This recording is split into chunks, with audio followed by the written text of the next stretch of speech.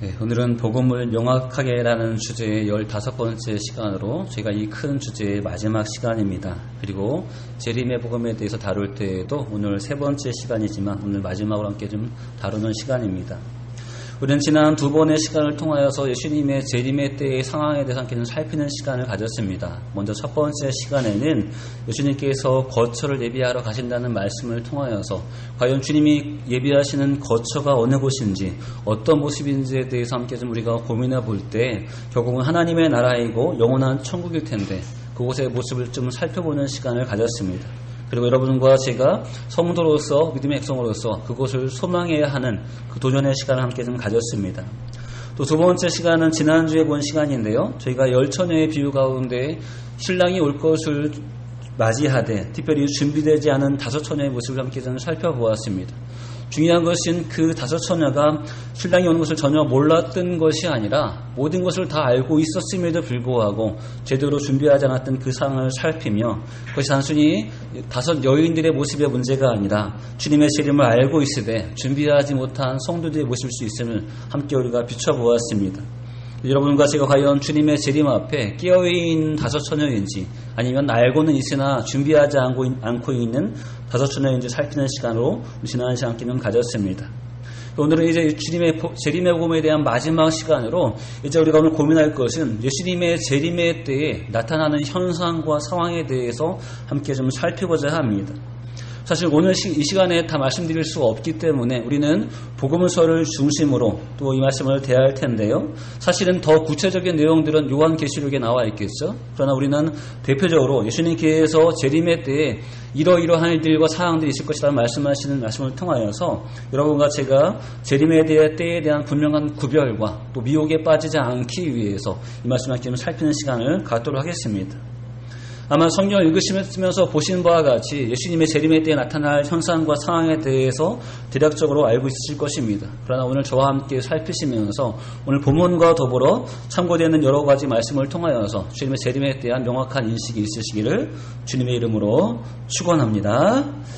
자, 먼저 볼 수 있는 첫 번째는 무엇이냐면 예수님의 재림의 시기는 아무도 알 수 없다는 사실을 우리는 다시 한번 기억해야 합니다. 여러분 36절 말씀이겠죠. 그러나 그날과 그때는 아무도 모르나니 하늘의 천사도 아들도 모르고 오직 아버지만 아시느니라. 아멘. 예수님의 재림에 대한 명백한 진리입니다. 이것은 심지어 사도가 기록하는 것도 아니고 예수님이 친히 말씀하신 내용입니다. 그날과 그때는 아무도 모릅니다. 사도도 성도도 목회자도 어떤 성도님도 때로는 심지어 예수님 자체도 이 그날과 그 시에 대해서 아무도 알지 못한다는 것이죠. 이미 선포된 말씀이고 기록된 말씀입니다. 이 말씀이 절대 변할 일이 없다는 것이죠. 자, 그렇다면 우리가 이미 과거에 경험했다시피 또 앞으로도 경험할 수 있는 가능성이 있다시피 예수님이 재림하시는 때를 안다고 주장하는 사람들은 우리가 어떻게 이해해야 할까요? 오늘 말씀을 근거로 해서 본다면 예수님의 재림의 때는 아버지만 아십니다. 그렇다면 누군가가 본인이 예수님의 재림의 때를 안다는 것은 그 스스로가 본인을 하나님이다라고 말하는 것과 마찬가지겠죠? 그렇죠? 그러나 그 사람은 분명히 하나님이 아닙니다. 그러므로 지금 그 사람 본인이 자신이 거짓된 자임을, 자신이 하나님을 온전히 믿고 있지 않는 자임을 스스로 증명하는 것이고 스스로 그것을 드러내는 것입니다. 뿐만이 아니라 여러분 본인이 하나님 예수님의 재림의 때를 안다고 주장한다면 그 사람의 그 말은 오늘 이 36절 말씀과 부딪히게 되어집니다. 그럼 36절 말씀에 대한 부인이 되겠죠? 그 말씀에 대한 거부가 되겠죠? 그리고 이것은 단순히 성경 한 절에 대한 거부가 아니라 기록된 성경에 대한 신뢰를 깨버리는 말이 된다는 것입니다. 그렇다면 이 사람의 이 말은 결국은 예수님이 그렇게 경고하셨던 성령 회방죄에 해당한다는 것이죠. 결코 용납될 수 없는, 결코 용서받을 수 없는 하나님의 복음과 진리를 거부한 그 죄에 해당이 되는 것입니다. 그리고 이 사람에 주어진 일들은 하나님의 강력한 심판밖에 남아있는 것이 없다는 것이죠. 여러분 마지막 때에 많은 사람들은 마치 그때와 시를 아는 것처럼 본인만 특별히 하나님께 은혜를 받고 성령을 받은 것처럼 이때와 시기를 말하기도 합니다. 지금 드러나지 않아서 그렇지 지금도 많은 사람들은 종종 그때를 알고 있다고 주장하는 사람들이 굉장히 많이 있습니다. 그런데 여러분 분명한 진리는 무엇일까요? 이러한 진리를 따르는 자들은 정말 그때를 알게 되는 지혜를 갖는 자들이 아니라 이들과 함께 하나님의 강력한 심판을 당할 자에 불과하다는 것이죠. 누가 어떤 말을 하든 변함이 없는 진리는 그날과 그 시는 절대로 알 수 없다는 사실을 우리는 다시 한번 말씀을 통해서 기억해야 합니다. 흥미로운 것은 여러분이 한 절만으로도 충분한데 주님은 이 한 절에 대한 보충 설명을 뒤에 나오는 말씀, 오늘 읽었던 본문에서 우리에게 보여주고 있으십니다. 믿음이 있는 사람이건 믿음이 없는 사람이건 주님이 재림의 때를 아무도 알 수 없음에 대해서 주님께서 첨부로 설명하십니다. 무엇보다 첫 번째는 믿음이 없는 사람들은 주님의 재림을 알 수 없음을 이제 37절부터 말씀하십니다. 그리고 가장 대표적으로 어느 때를 지금 비유하고 있으시죠? 노아가 방주에 들어갔을 때 그 당시의 사람들의 모습을 비유하고 있습니다. 놀라운 것은 그들은 우리보다 더 심판에 대해서 더 시각적으로 큰 경고를 받았습니다. 노아가 방주를 짓고 있는 그 시간 내내 홍수가 일몰 것이라는 그 심판에 대한 메시지를 들었습니다. 그들은 알고 있었습니다. 그러나 심지어 노아가 방주에 들어갈 때에도 그들은 심판에 대한 아무런 감각도 아무런 준비도 없었다는 것이죠. 여러분 지금 시대도 마찬가지입니다. 사람들이 예수님의 재림에 대해서 세상의 종말에 대해서 모르지 않습니다. 신기한 것은 믿지 않는 사람들의 입에서조차 말세라는 말이 나온다는 것이죠. 세상이 끝났다는 말이 나올 만큼 사람들은 이런 말들을 종종 입에 올리기도 합니다. 그러나 중요한 것은 지금 이 땅에 살고 있는 사람들이 특별히 믿음이 없는 사람들이 살고 있는 모습 가운데 대표적인 것은 그들은 노아 시대와 같이 먹고 누리며 시집가고 장가가는 일에 집중한다는 것입니다. 여러분 시집가고 장가가는 것이 문제가 있을까요? 우리는 시집가면 안 될까요? 우린 장가가면 안 될까요? 이것 자체가 문제일까요? 그렇지 않습니다. 지금 이것이 상징하는 것은 무엇이냐면 지금 현재의 삶에 이 땅의 삶에 그들의 비전과 목표가 있다는 것이죠. 지금의 육신을 갖고 있는 이 땅의 삶에서 잘 먹고 잘 살고 번성하는 것이 그들의 삶의 비전임을 말하고 있습니다. 그러므로 지금 그들은 노아 시대와 같이 지금 시대에 믿지 않는 사람들은 이렇게 주님의 재림에 대한 전혀 감각이 없고 전혀 준비되지 않은 모습으로 살고 있습니다. 왜냐하면 그날과 그 시는 아무도 알지 못하기 때문에 그렇습니다. 또 한 가지 더 그들은 이 말씀에 대해서 들었을지는 모르겠지만 이 말씀에 대해서 깨닫지 못하기 때문에 전혀 관계없는 삶을 살고 있다는 것이죠. 그런데 중요한 것은 여러분 이들이 이렇게 그냥 지나가는 것이 아니라 모르지만 그러나 그들이 맞닥뜨릴 상황이 있습니다. 한번 30절 말씀 읽어볼까요? 30절 말씀. 30절 말씀 있습니다. 시작.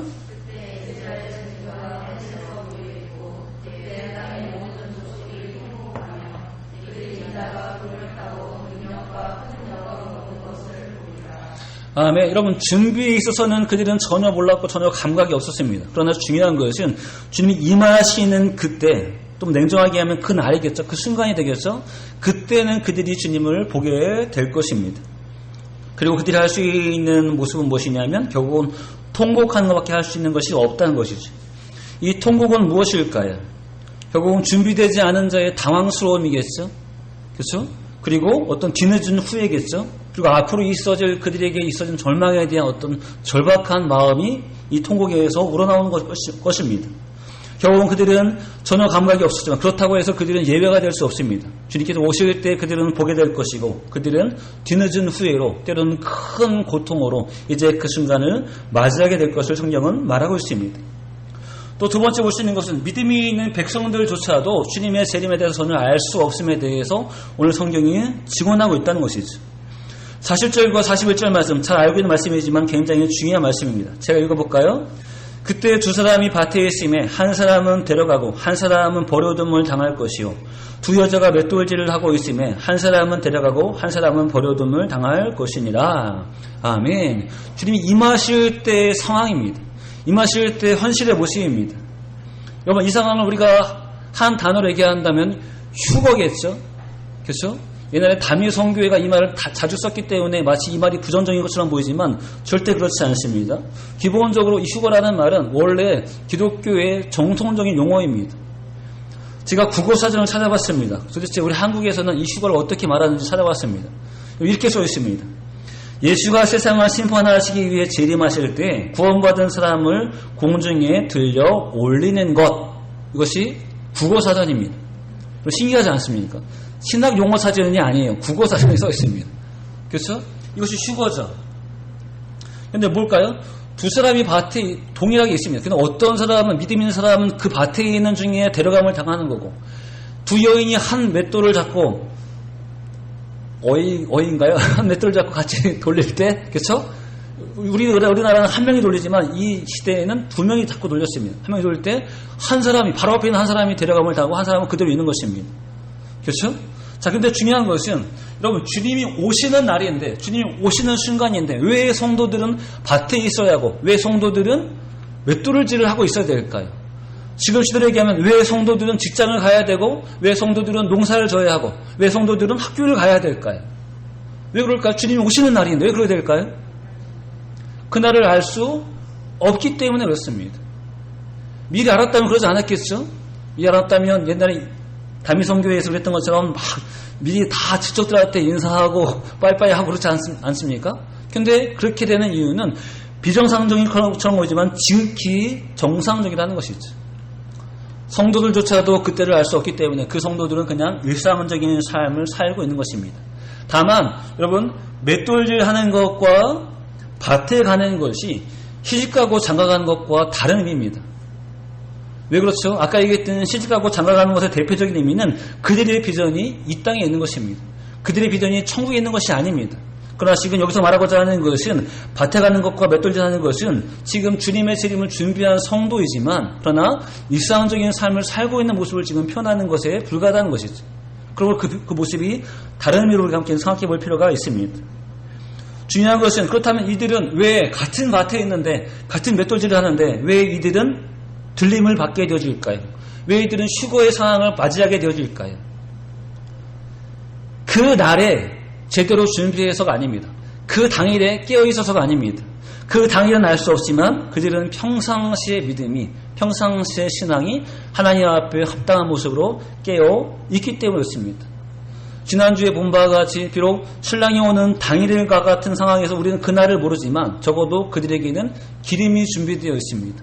주인이 오는 때가 언제인지 모르지만 적어도 그들에게는 주인을 맞이할 달란트가 준비되어 있습니다. 상급이 열매가 준비되어 있습니다. 그리고 주님이 올 때 모든 그 상황이 당황스럽지 않다는 것이죠. 그리고 마찬가지로 여러분과 제가 언제 들림 받을까요? 언제 주님께서 오실까요? 우리는 전혀 모릅니다. 지금 예배 중에도 들림 받을 수 있고 잠자는 중에도 들림 받을 수 있겠습니다. 그러나 분명한 것은 우리 역시 그때와 그 시를 알지 못한다는 것이죠. 다른 것은 다 정상적으로 목회자가 말씀을 선포하는데 혹시라도 특별히 은혜 받았다는 이유로 이 날과 이 시를 말한다면 그건 역시 이단 사상에 불과하다는 것이죠. 여러분, 성도들조차도 그날과 그 시를 절대 알 수 없습니다. 다만 여기서 보이는 바와 같이 우리는 뭐 해야 되죠? 주님께서 오시는 날이 언제인지 알 수 없사오나 그러나 우리가 그때까지 여러분과 저에게 주어진 하루하루의 삶에 충성하는 것이 가장 중요한 모습입니다. 대략 이때일 것 같아, 이때는 오실 것 같아라고 우리가 짐작하고 다른 것들을 미리 정리할 이유가 없다는 것이죠. 그런 것들은 하나님께서 보시기에 옳은 모습이 오히려 아니라는 것입니다. 자, 그렇다면 여러분, 이렇게 맷돌을 갈다가 밭에 있다가 주님께 들림을 받으면 여러분, 우리가 그 상황을 당황해야 할까요? 당황하지 않아야 될까요? 어떻게 해야 될까요? 상황적으로는 당황할 상황이죠. 그러나 여러분과 저 입장에서는 당황할 상황이 아닐 것이 됩니다. 왜냐하면 그때를 준비하는 것이 성도의 본분이기 때문에 그렇습니다. 여러분, 그것에 대한 참고 말씀이 데살로니가전서 5장 1절부터 3절 말씀입니다. 잘 아는 말씀이지만 제가 말씀드리겠습니다. 형제들아, 때와 시기에 관하여는 너희에게 쓸 것이 없으면 주의 날이 밤에 도둑같이 이를 줄을 너희 자신이 자세히 알기 때문이라. 그들이 평안하다 안전하다 할 그때에 임신한 여자에게 해산의 고통이 임함같이 멸망이 갑자기 그들에게 이르리니 결코 피하지 못하리라. 아멘. 3절 말씀은 이제 믿지 않는 자들의 당황스러움에 대한 설명이지만 그러나 1, 2절 말씀은 믿는 자들에 대한 참고 말씀입니다. 때와 시기에 대해서 더 이상 얘기할 필요가 없습니다. 왜냐하면 그때가 알 수 없게 온다는 사실을 이미 성도들이 알고 있기 때문입니다. 다만 그날이 도둑같이 임하는 그 상황에 대해서 성도들이 자세히 알고 있습니다. 무슨 말일까요? 언제인지는 모르지만 거기에 대한 예비가 분명히 돼 있다는 것이죠. 언제인지 모르지만 그때를 맞이할 수 있는 준비가 분명히 되어 있는 것이 성도의 원래의 본분입니다. 그러니 성도들은 주님이 언제 오시든지 중요한 것은 때만 알 수 없을 뿐이지 성도들은 당황할 사람들이 아니라는 것이죠. 우리가 막 밭에서 괭이질을 하다가 들림받으면 어떨까요? 오호 이렇게 하지 않을까요? 그렇죠? 맷돌을 하다가 이렇게 들림받으면 아싸 하지 않을까요? 그렇죠? 이렇게 하는 것이 아니라 너무너무 이제 드디어 기다렸던 순간이 오는 것과 같이 그런 기쁨과 기대로 이제 드디어 주를 만나거나 어떤 마음에 가득할 것입니다. 짧은 순간이지만 그 밀려오는 감격과 감동이 넘쳐날 것입니다. 우리가 주님께 들림받을 때 어떨까요? 불신해서가 아니라 믿음이 없어서가 아니라 항상 마음에 있는 거룩한 근심이 뭐였죠? 내가 주님께 다다를 수 있을까? 주님이 나를 아실까? 주님 나를 부르실까? 어떤 그런 거룩한 근심이 여러분과 저에게 늘 있습니다. 목사인 저에게도 늘 그런 거룩한 근심이 있습니다. 이건 불신앙이 아니라 아직 그때를 맞이하지 않았기 때문에 그런 거룩한 근심이 우리 가운데 늘 있습니다. 그러나 이렇게 몸이 들려지고 주님 임하시는 것을 보게 된 그 순간에 이제는 그 모든 근심을 덜어버리게 된다는 것이죠. 그리고 평생 동안 가져왔던 이 거룩한 근심이 이제는 한순간의 감격과 감동으로 밀려오게 된다는 것입니다. 그런 이 상황은 오히려 당황스러운 상황이 아니라 이 상황은 여러분과 저에게 감격스러운 상황이 되는 것이 정상적인 것입니다. 혹시라도 우리가 이렇게 근심 가운데 있지 않았다 하더라도 주님의 긍휼하심의 은혜로 여러분과 제가 들림받을 수 있습니다. 그러나 우리가 이런 마치 세상적인 말로 운과 같은 이때를 기대하는 것은 바른 성도의 모습이 아닙니다. 은혜가 미칠 수도 있지만 은혜가 보장은 아닙니다. 우리는 더욱더 주 앞에 이런 준비된 성도로 나아가야 한다는 것이죠. 중요한 것은 그때와 시는 알 수 없지만 여러분과 제게 주어진 삶을 성실히 준비하면서 주님의 재림을 우리는 기다리는 삶을 살아야 한다는 것입니다. 또 중요한 것은 여러분 예수님의 재림이 임박했다는 징조들이 종종 성경에 언급되기도 합니다. 단순히 그러나 이것은 어떤 짧은 기간에 아주 정말로 코앞에 있는 시간을 얘기하는 것이 아니라 대략적 이런 상황들이 나타나면 주님의 재림이 임하실 것이라는 그 상황에 대해서 이미 주님은 예고하셨습니다. 한번 참고로 좀 찾아볼까요? 같은 24장입니다. 24장 5절 볼까요? 많은 사람이 내 이름으로 와서 이르되 나는 그리스도라 하여 많은 사람을 미혹하리라 하고 있습니다. 이렇게 많은 저그리스도가 나타날 때 결국 주님의 재림이 임박했음을 볼 수 있습니다. 또 6절 말씀입니다. 한번 6절 말씀 읽어보실까요? 6절 말씀 있습니다. 24장 6절 있습니다. 시작.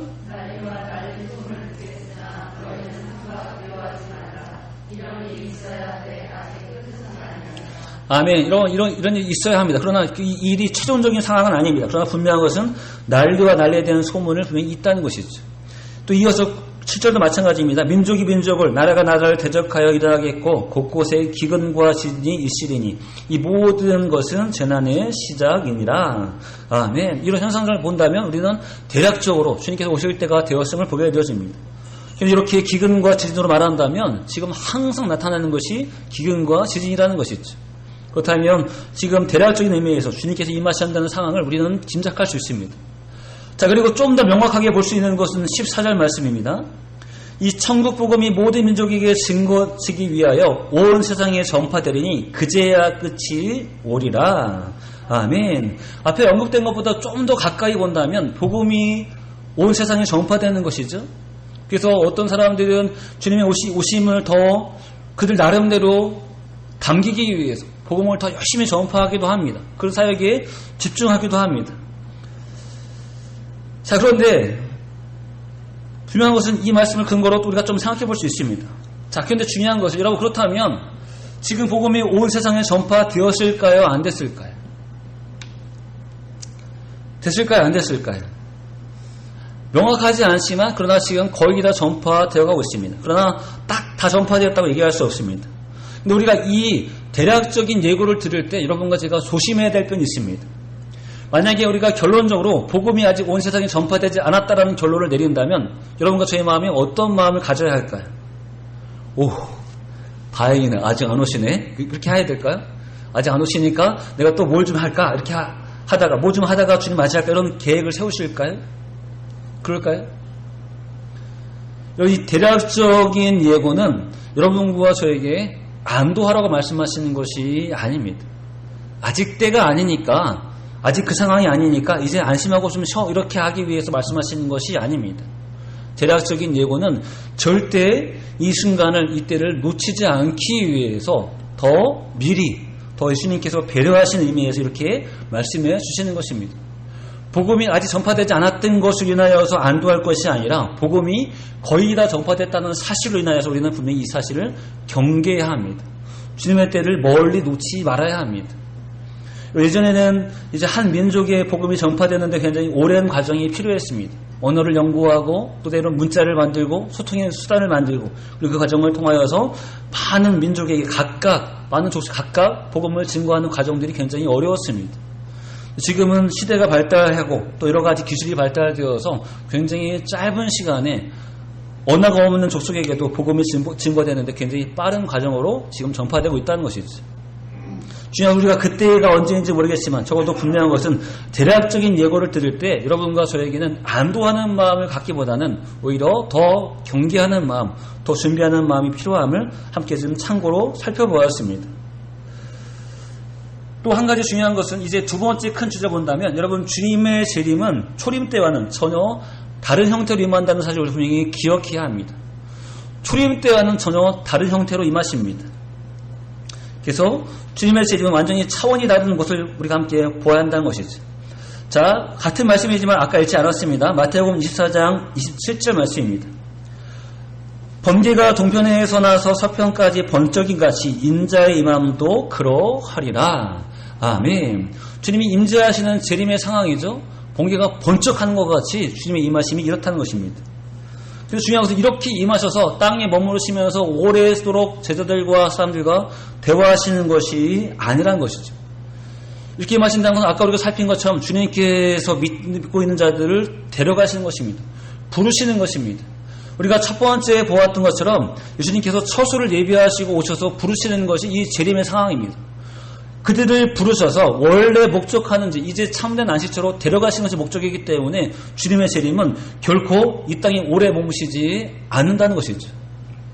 자, 그런데 흥미로운 것은 24장 가운데 앞에 말씀 23절부터 25절까지 말씀을 보시면 무엇이 표현되고 있냐면, 잘못된 거짓된 선지자들이 주님의 재림을 흉내내는 것을 볼 수 있습니다.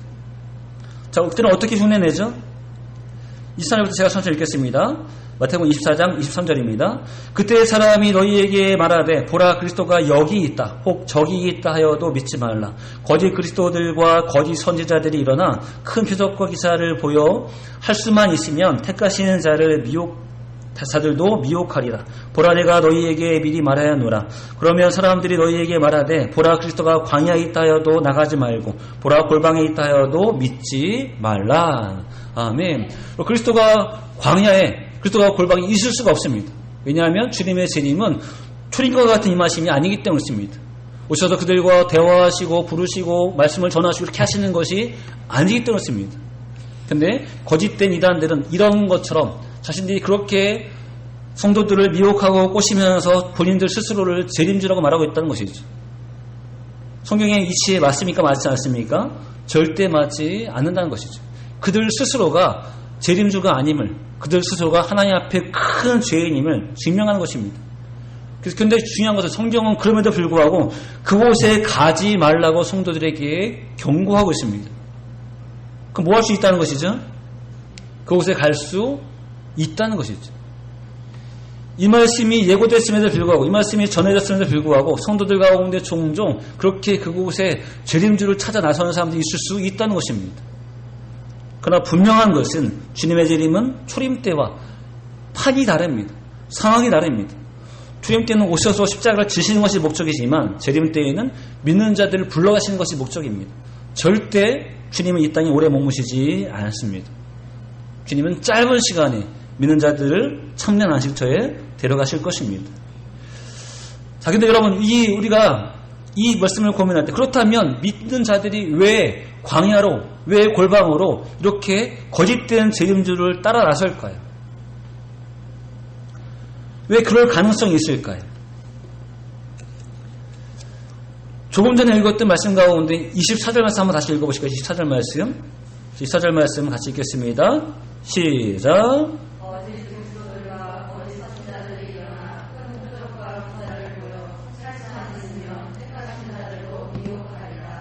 네, 여러분 단순히 광야에 있다, 골방에 있다 말하는 것이 아닙니다. 지금 그들이 이렇게 말하기 전에 그들의 능력을 보여준다는 것이죠.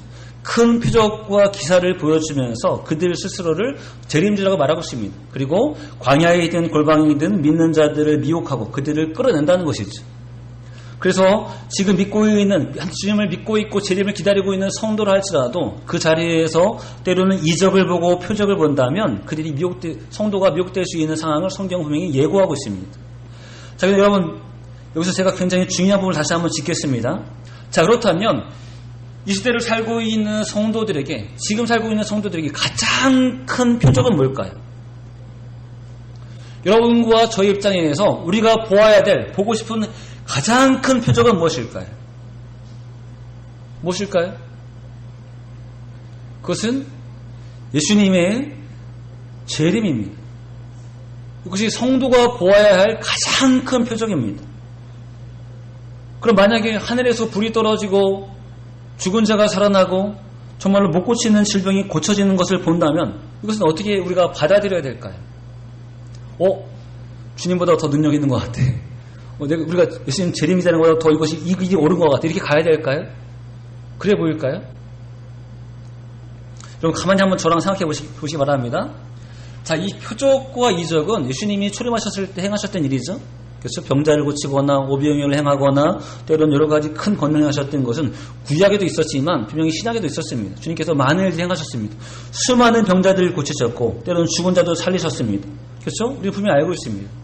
자, 그런데 예수님께서 이 초림 때 이 사역을 하시는 가장 중요한 목적은 무엇이었냐면 주님을 모르는, 복음을 모르는 자들에게 주님을 잘 알 수 있는 징검다리와 같이, 알 수 있는 과정과 같이 그들에게 복음을 소개하는 수단의 입장에서 이렇게 표적과 기사를 행하셨습니다.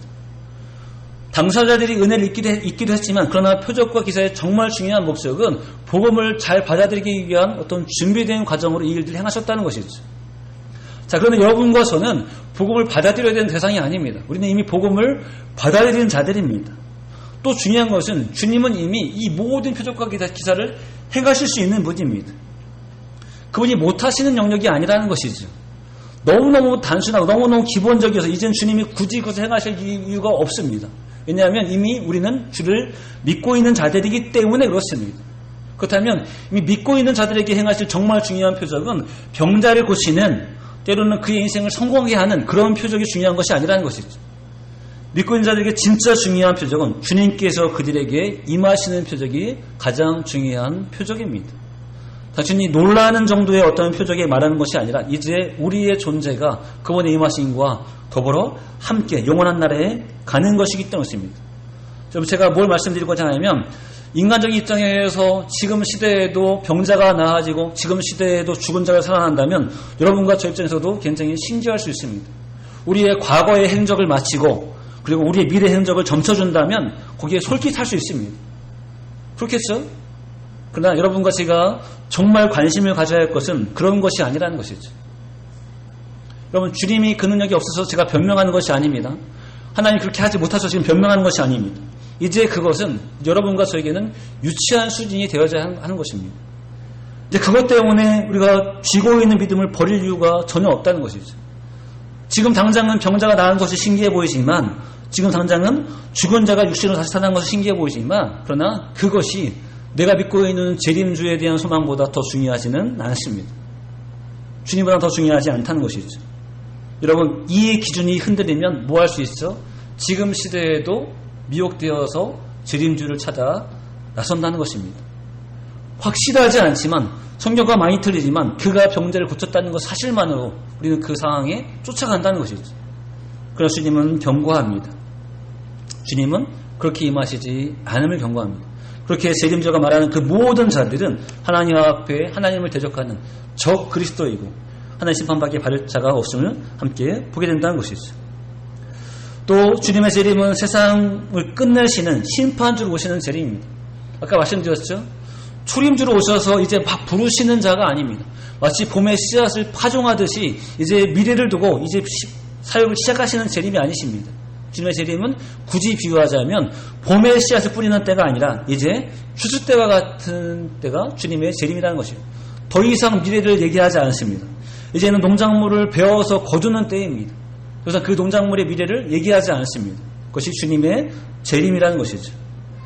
그래서 주님의 재림은 결국은 우리가 바라볼 때 이런 개념에서 이제 미래에 대한 보장을 오시는 것이 아니기 때문에 우리는 그 시기와 때에 대한 인식이 또 필요합니다. 또 한 가지 중요한 것은 여러분 이 재림의 때에 성도들이 맞이하는 이 과정에 대해서 우리는 참고로 알아야 될 필요가 있습니다. 데살로니가전서 4장 13절부터 18절까지 말씀인데요. 제가 천천히 말씀을 읽으면서 이 부분을 설명드리겠습니다. 자, 첫 번째 볼 수 있는 것은 여러분 그러면 먼저 죽은 자들에 대해서 우리가 어떻게 이해해야 될까요? 우리가 모두 다 재림을 기다리지만 그러나 그분들이 살아계시지 않은 상태에서 믿음 가운데 돌아가셨다면 우리는 그분들을 어떻게 이해해야 될까요? 천국에 있다라는 말로 우리가 분명히 이해하고 있지만 이 재림과 연관해서 이렇게 이해할 수 있습니다. 데살로니가서 4장 13절에 대해서 13절에 이렇게 얘기하고 있습니다. 형제들아 자는 자들에 관하여 너희가 알지 못함을 우리가 원하지 아니하노니 이는 소망 없는 다른 이와 같이 슬퍼하지 않게 하려 함이라. 우리가 예수께서 죽으셨다가 다시 살아남을 믿을진데 이와 같이 예수 안에 자는 자들도 하나님이 그와 함께 데리고 오시리라. 아멘. 예수 안에 함께 자는 자들, 함께 이 땅에서 이미 돌아가신 자들은 주님께서 재림하실 때 그들을 함께 데리고 오신다고 말씀하셨습니다. 그럼 데리고 오시기 위해서 어디 있어야 되죠? 주님과 함께 있으셔야겠죠? 그래서 먼저 죽은 자들, 먼저 하나님께 간 성도들은 단순히 우리가 그냥 개념적으로 좋은 데 있을 거라는 개념이 아니라 지금 성경이 지원하는 바와 같이 그들은 주님과 함께 있습니다. 그들의 영혼은 주님과 함께 있습니다. 자, 그리고 이제 오실 때 데살로니가서 4장 16절에 말하고 있습니다. 주께서 호령과 천사장의 소리와 함께 나팔 소리로 신하늘로부터 강림하시리니 그리스도 안에서 죽은 자들이 먼저 일어나고. 아멘. 여러분 오실 때 죽은 자들이 먼저 일어납니다. 이거 어떻게 봐야 될까요? 지금 그들은 주님과 함께 있잖아요. 함께 오고 있잖아요. 그렇죠? 근데 이 일어나다는 건 뭘까요? 자, 함께 오는 것은 그들의 영혼이고, 그래서 일어나는 것은 이 땅에 묻혀진 그들의 육신이겠죠. 육신이 일어나서 그들 이제 그 영혼과 함께 합쳐지게 됩니다. 그리고 뭐가 되는 거죠? 우리가 살고 있는 지금의 몸과 같은 상태가 아니라 하나님의 나라에 거할 수 있는 신령한 몸으로 변하게 되어지는 것이죠. 아까 우리가 살아있는 자들 얘기할 때에는 맷돌질을 하다가 들림받고 그리고 밭에 있다가 들림받지만 죽은 자들 얘기할 때에는 그들은 육신과 영혼이 나눠진 상태였기 때문에 영혼은 함께 오게 되어지고 육신은 다시 부활하게 되어집니다. 그래서 이제 함께 합쳐지게 됩니다. 자, 근데 우리가 어떤 고민이죠? 그 육신이 땅에 묻혔을 때는 다 썩어져서 녹아졌을 것이고 화장했을 때는 다 태워져서 없어질 것인데 우리가 어떻게 그 육신을 다시 살아난다고 얘기할 수 있겠냐라고 우리 분명히 고민하게 되어집니다. 그런데 성경이 증언하는 바와 같이 그 모든 육신을 지금 성경은 만물이 토해낸다고 얘기하고 있습니다. 우리가 볼 때에는 다 형태가 없어졌지만 그러나 주께서 오실 때 다시 그 형태로 만들어져서 주 앞에 나옴을 성경이 오늘 증언하고 있습니다. 그리고 마지막 우리가 읽고자 하는 본문 가운데 그 뒤에 말씀 이렇게 얘기했습니다. 그 후에 우리 살아남은 자들도 그와 함께 구름 속으로 끌려올려 공중에서 주를 영접하게 하시리니 그리하여 우리가 항상 주와 함께 있으리라. 이러므로 이러한 말로 서로 위로하라. 아멘. 아까 끌려 올라감에 대해서 휴거에 대해서 말씀드릴 때 우리가 육신에 있고 있지만 그러나 그 각자의 삶의 자리에서 주님께 올라감을 분명히 보여주고 있습니다. 그래서 여러분 마지막 때의 상황들을 바라본다면 성도들의 상황을 집중한다면 지금 말씀드리는 바와 같이 이렇게 죽은 자들이 영혼과 함께 와서 그들의 몸이 부활하여서 하나가 될 것이고 그리고 이미 살아있는 자들은 그 몸이 주님께 들림받을 때 현재 몸 상태가 아니라 죽은 자들과 동일하게 하나님 나라에 거할 수 있는 온전한 몸으로 영원한 몸으로 변화되는 것을 우리 함께 분명히 보게 되어집니다. 그리고 주께서 이미 예고하신 대로 그 처소에 그 거처에 함께 가서 그곳에서 영원히 함께 있을 것을 성경이 우리에게 분명히 말하고 있다는 것입니다. 이것이 오늘 우리가 보고 있는 이 재림에 대한 상황을 여기까지 함께 말씀을 살펴보았습니다. 그럼 우리가 오늘 말씀을 드릴 때 어떤 딱 한 가지 주제에 이것만 해야 한다고 지금 말씀드리고자 하는 것이 아니었습니다. 중요한 것은 여러분과 저희가 볼 때 성경이 말하고 있는 재림의 때에 대한 상황을 대략적으로 이해했습니다. 더 구체적으로 주님께서 어떤 재앙과 어떤 심판하실지에 대한 사항들은 요한계시록에 더욱더 자세히 나와 있을 것입니다. 그러나 우리가 오늘 이 시간에 계시록을 깊이 다루지 못한다 하더라도 이런 대략적인 이해에서 마지막 때에 대한 분명한 이해, 나타날 거짓 선지자들의 분명한 모습, 그리고 우리가 그때 어떻게 서야 할지에 대한 모습을 분명히 기억해야 합니다. 주님 여러분, 우리는 지금 꿈꾸는 것이 아닙니다. 있을지도 모르는 일을 지금 말하는 것이 아닙니다. 여러분과 저는 이제 우리가 맞이할 현실의 일을 말하는 것입니다. 이제 지금까지 복을 명확하라는 주제를 15주에 걸쳐서 마쳤습니다. 여러분, 저도 만만치 않은 시간이었고 여러분도 만만치 않은 시간이었습니다. 목적은 말 그대로 복음을 명확하게 였습니다. 예수님의 출임부터 재림에 이르기까지, 복음을 받아들임부터 주님께 감에 이르기까지 우리는 그 과정을 같이 함께 살펴보았습니다. 제가 이 과정들은 부족하지만 유튜브로 다 기록되어 있을 텐데 여러분은 혹시 또 참고로 보실 부분이 있다면 부족하지만 유튜브로 다시 한번 확인해 보시고 또 이 명확한 복음에 대해서 하나도 놓치지 않고 준비되어서 주님 오실 때 온전히 주께 나아가는 우리 모두가 되시기를 주의 이름으로 축원합니다. 기도하겠습니다. 할렐루야, 감사합니다. 주를 사랑하시고 사랑하셔서 다시 한번 주의 말씀 가운데 복음을 명확하라는 주제로 15주에 걸쳐서 말씀을 대할 수 있도록 인도하시니 감사합니다.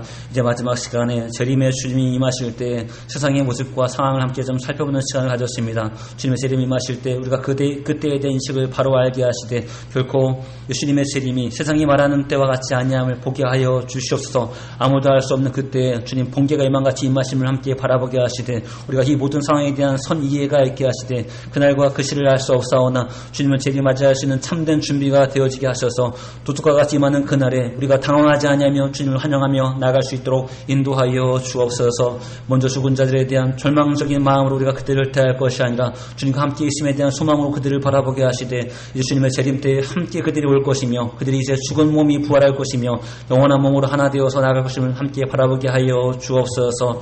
일상 가운데 있는 저희들의 삶을 성실히 살게 하시되 비록 우리가 어디 있든지 간에 정말 그 삶을 살아갈 때 주님께서 오시는 바로 그날에 들림받게 하시고 은혜 가운데 거하게 하시되 영원한 날에 모을 수 있도록 함께하여 주옵소서. 주님이 오시는 그 순간에 더 이상 복음을 통한 구원의 기회는 멈춰지는 것이고 이제 영원한 심판이 시작되는 것을 우리 함께 좀 살펴봅니다. 주님이 오시는 바로 그 직전까지 저희들의 삶을 늘 점검하게 하시되 늘 깨어있는 신앙으로 늘 깨어있는 마음으로 좀 그때를 준비할 수 있는 저희 모두가 될 수 있도록 축복하여 주옵소서. 우리 안에 있는 거룩한 근심이 있습니다. 거룩한 부담감이 있습니다. 주님 오실 때 과연 우리가 주님께 갈 수 있을까라는 고민이 있습니다. 이 고민이 이제는 열려지게 하시되 풀려지게 하시되 우리 모두가 주의 품 가운데 거할 수 있도록 성령 주관하시고 인도하여 주옵소서. 감사드리고 영광을 올려드리오며 예수님의 이름으로 기도합니다. 아멘.